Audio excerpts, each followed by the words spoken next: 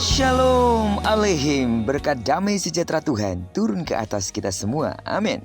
Haleluya, puji Tuhan, selamat pagi. Tuhan teramat baik telah membangunkan kita kembali di akhir pekan minggu ini, Sabtu 21 Juli tahun 2023. Percayalah, kita pasti akan diberkati hari ini, amin. Baiklah, seperti biasa sebelum kita lebih jauh melakukan semua aktivitas kegiatan kita, mari kita sama-sama landasi hidup kita terlebih dahulu dengan mendengarkan firman Tuhan dari pembacaan Alkitab 1 hari 1 pasal, dari pembacaan 4 hari bersama kitab 2 Timotius. Dan hari ini kita sudah berada di hari yang kedua, maka kita akan membaca kitab 2 Timotius pasal yang kedua, ayat pertama sampai dengan ayat yang ke-26. Judul renungan kita hari ini, menderita siapa takut?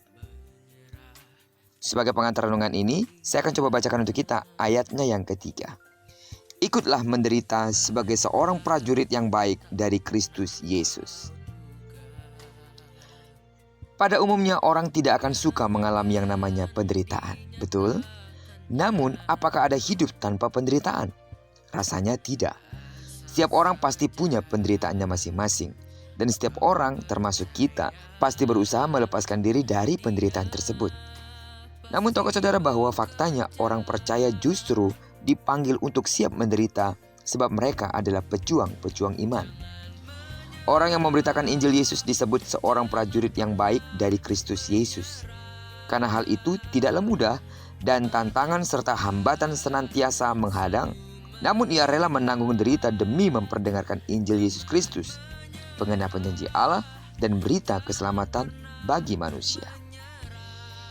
Perjuangan Paulus menjadi contoh bagaimana seorang pejuang iman itu bertanding. Ia dipenjara, namun firman Allah tidak dapat dibelenggu. Paulus terus berkarya dengan sabar demi membimbing sesama kepada keselamatan kekal. Semangat dan perjuangan semacam inilah yang ingin ditularkan Paulus kepada Timotius dan kepada jemaat Tuhan pada waktu itu. Apa yang membuat seorang pejuang iman kuat menghadapi penderitaan? Ada beberapa hal yang dijelaskan oleh Rasul Paulus di dalam kitab 2 Timotius ini. Pertama, ia menjadi kuat bukan karena dirinya sendiri, melainkan karena kasih karunia Tuhan. Yang kedua, ia berfokus pada perintah Allah, berjuang dalam menaati hukum Allah, dan bekerja keras hingga membuahkan hasil. Yang ketiga, ia mengikuti Yesus kemanapun juga ia pergi. Penderitaan dan kematian Yesus karena ketaatannya kepada Bapa di surga bukanlah akhir. Yesus dibangkitkan dan menang.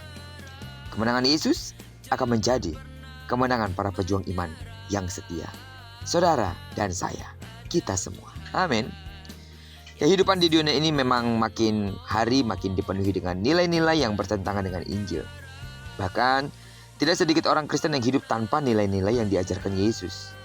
Karena itu dibutuhkan banyak pejuang iman Kristen yang setia memberitakan Injil Kristus, meskipun harus menghadapi berbagai penolakan dan rintangan dan penderitaan. Meski menghadapi berbagai penolakan dan rintangan serta penderitaan. Ketahuilah, Yesus memanggil kita semua untuk menjadi pejuang-pejuang iman. Dan sudah seharusnya kita selalu menanggapinya dengan sikap siap sedia setiap waktu. Percayalah bahwa di dalamnya, di dalam Tuhan, kita dikuatkan dan dimampukan untuk menderita demi Injil. Amin. Tuhan akan pakai kita lewat hidup kita.